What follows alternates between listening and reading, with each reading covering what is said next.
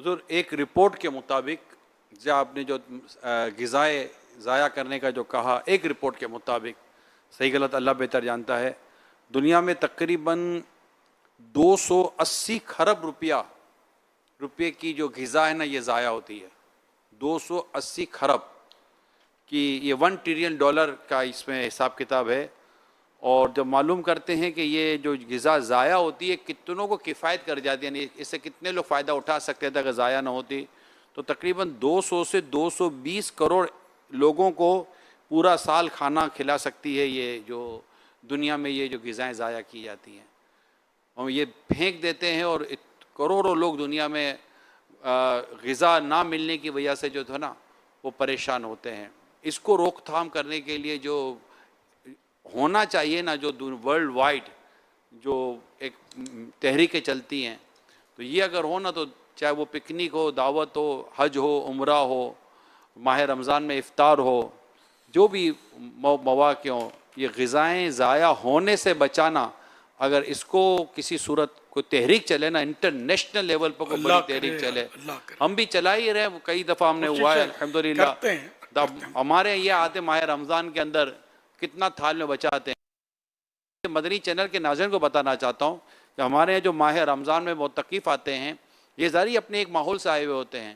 شروع کے 2 سے 3 دنوں میں اتنی آزمائش ہوتی ہے کہ یہ بچا ہی رہے ہوتے ہیں، بچا کو یہ نہیں کھا پا رہے ہوتے جیسا ان کو کھانا چاہیے، مگر ایک ہفتے کے اندر ان کو برتن صاف کرنے آ جاتے ہیں کہ برتن کیسے صاف کیے جاتے ہو، کھانا کیسے بچا جاتا ہے. اس میں نہیں کہتا 100% کو، لیکن ایک بڑی تعداد سمجھ جاتی ہے. Just only few days, just only one ایک ہفتے کے اندر ان کی مائنڈ میکنگ ہو جاتی ہے اور ان کو ایک سمجھ آ جاتی ہے، کیونکہ ماحول کریٹ ہو جاتا ہے. تو it's not impossible, this is possible. اگر ہم سارا مل کے کوشش کریں، گھر سے لے کر دفتر تک، دفتر سے لے کر کالج یونیورسٹیز تک، اور تعلیمی اداروں سے لے کر دعوتوں تک، اگر ایک تحریک چلے نا، ایک تحریک چل جائے کہ کھانا ضائع نہیں ہونے دینا، تو اب میرے رب نے چاہا تو ہم بہت کچھ بچا سکتے ہیں اور کئی دنیا بھر کے لوگوں کو فوائد حاصل ہو سکتے ہیں. اللہ توفیق دے، اللہ توفیق دے. دانا دانا بچانا چاہیے کہ جب قحط ہوتا ہے یا تنگی ہوتی ہے تب قدر ہوتی ہے، لیکن اس وقت قدر نہیں ہے. اب عوام ہے، بس عوام عوام کل انعام، عوام چوپایوں کی طرح ہوتی ہے. یہ محاورہ ہے، ان کو کوئی بھاشا نہیں سمجھتے، وہ کھاتے ہیں. یعنی وہ حرمین طیبین کی بات کر رہا ہوں، حج کے دنوں کی، کھاتے ہیں، وہاں بیٹھ کے کھائیں گے لے کر خرید کے، بس جتنا کھانا کھایا وہیں چھوڑ کر زمین پر کھا رہے ہوتے ہیں. تو وہ چل پڑے. اب یہ دوسرے نے آیا کو من چلا تمہاری لات، یہ گیا ادھر. لاتے بھی تو آپ کو نوٹ کیا ہوگا، ان میں کئی ہوں گے، ان کی عادتیں ہوں گی. یہ چلتے چلتے اس کو لا تمہاری، وہ ڈبہ رکھا ہے اس کو لا تمہاری. تو کبھی ایسی ٹھیس بھی لگتی ہوگی، ڈبہ سمجھ کر پتھر پہ پیر پڑتا ہوگا، تو شاید کچھ ہوش آتا ہوگی میں کر کیا رہا ہوں. ان میں ایک سے ایک بیٹھے نا یہ ہوں گے. نکالو یار عادت نکالو.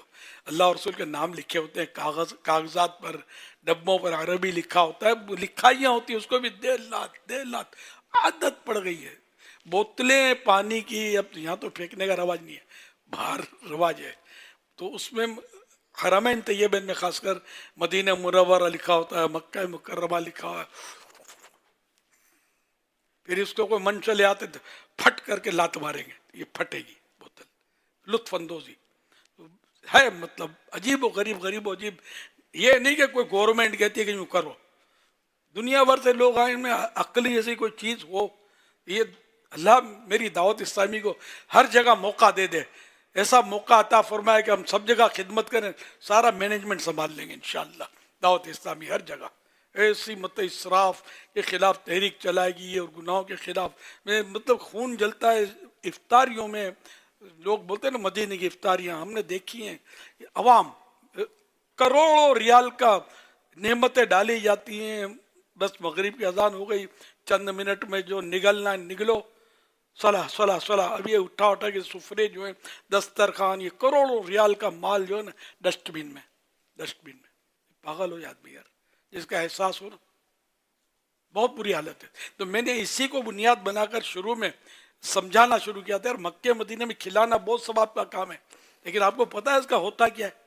یہاں کھلاؤ نا غریب، جنہیں کہ ہم لوگ کباب سموسے مسجد میں کھاتے ہیں، میری مدنی بیٹیاں ان کو کباب سموسے کھلاؤ نا رمضان میں یار، کالونیوں میں جا جا کے بانٹو نا یار، بچوں کو کھلاؤ، ان کو گھروں میں بھیجو، افطاری بھیجنے کی تحریک چلائی، الحمدللہ کسی حد تک کامیابی ہے، اللہ کی رحمت سے گھروں میں لوگ دینے والے دیر ہیں، اللہ کے فضل و کرم سے، مطلب اسی جگہ ڈالتے رہنا۔ اب جیسے کہ مالدار علاقے ہوتے ہیں، مسجدوں میں بہت آتا ہے، اس میں بڑے بڑے تھال جو ڈھیر لگا ہوتا ہے، حالانکہ تھوڑا بہت کھاتے ہیں پھر جو بھی ہوتا ہو، لیکن یہاں پھینکتے نہیں ہوں گے، بانٹ دیتے ہوں گے، گھروں پہ لے جاتے ہوں گے۔ تو یہ کہ جہاں غریب مسجدیں ہوتی ہیں غریب علاقوں میں اتنا مال نہیں ہوتا اس میں، تو اسی مسجد آپ انتخاب کریں رمضانوں میں، اب وہاں دیں یار، وہاں افطاری کروائیں، لوگوں کے دل خوش کریں کہ یہ غریب لوگ بھی یار کوئی اچھی غذا، قیمتی غذا، لذیذ غذا کھائیں یار۔ یہ میں سمجھاتا رہتا ہوں، میں اور کیا کر سکتا ہوں، سمجھا ہی سکتا ہوں۔ الحمدللہ دعوت اسلامی والے کوششیں کرتے ہیں، ایف جی آر ایف والے ماشاءاللہ روڈوں پہ بھی افطار کے ٹائم پہ بانٹ ہی رہے ہوتے ہیں نا۔ اب اس میں روزہ دار بھی ہوتے ہوں گے، روزہ خور بھی ہوتے ہوں گے، غیر مسلم بھی ہاتھ بڑھا دیتے ہوں گے۔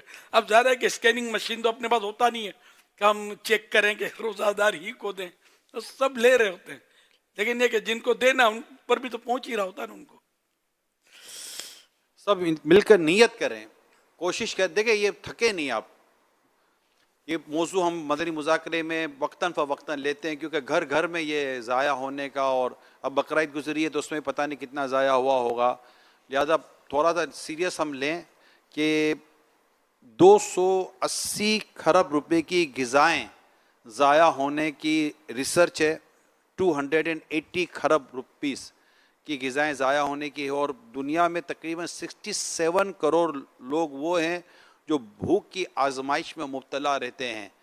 تو اس پر مل کر کوئی کوشش کریں تاکہ ہم اس پر کھانا ضائع ہونا، غذا ضائع، اس میں پانی ضائع ہونا، بہت کچھ ضائع ہونا شامل کیا جاتا ہے۔ اللہ ہم سب کو توفیق دے کہ ہم اس پہ کوئی مضبوط اقدامات اٹھا سکیں۔